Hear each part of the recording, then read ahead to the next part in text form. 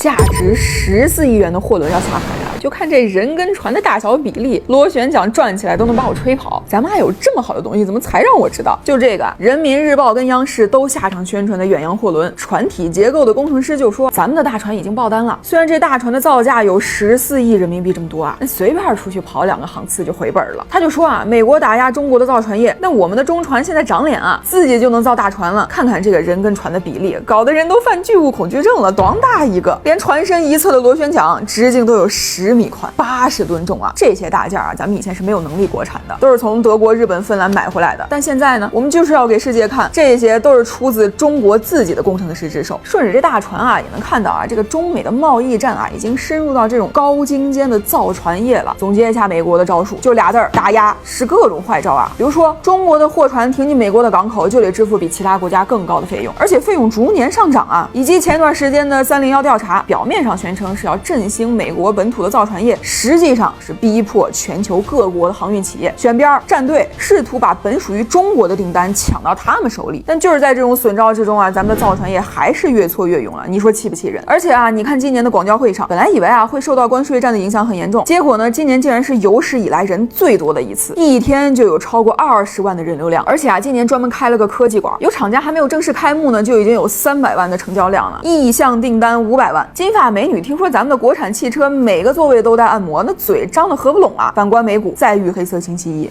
这围着头巾的富豪已经准备越过美国，直接在阿拉伯建厂了。再看这边啊，台湾的半导体企业台积电就说啊，在日本、欧洲、美国的布局都亏损了，尤其是那个美国的分公司啊，已经连亏4年了。但他们在南京的分公司可以说是大放异彩，硬赚58.4亿人民币。他们的董事长就说啊，是想在美国建一个独立的半导体制造集群的，但美国的制造业实在是太烧钱了。说白了，不少产业链条啊，只是为了服务美国本土的企业需求，或者说啊，维持个表面功夫，是真赚不到钱。苹果和波音不愿意迁回美国，就能说明这个问题了。连加利福尼亚的帅哥州长纽森啊，就因为这个荒谬的关税战起诉了特朗普。他认为特朗普对华对墨西哥加征的这些关税啊，是滥用职权，胡作非为，一直起诉，举起了反特大旗，甚至呢，借此又搞了一次独立公投。为啥说是又呢？因为这个加州啊，已经搞了220多次独立公投了，所以啊，这次大概率也是一场政治作秀，主要呢还是为了逼挺关税战。但就加州一个州啊，就占着全美14.4%的经济总量，万一独立出去了，那可是全球第5大经济体。纽森之所以敢这么大张旗鼓的反对啊，不仅是因为加州是美国50个州里和中国合作最深的州，也是因为身为州长啊，纽森知道全球化才是经济发展的唯一解。你特朗普断稿，我是要对我们州的人民负责的。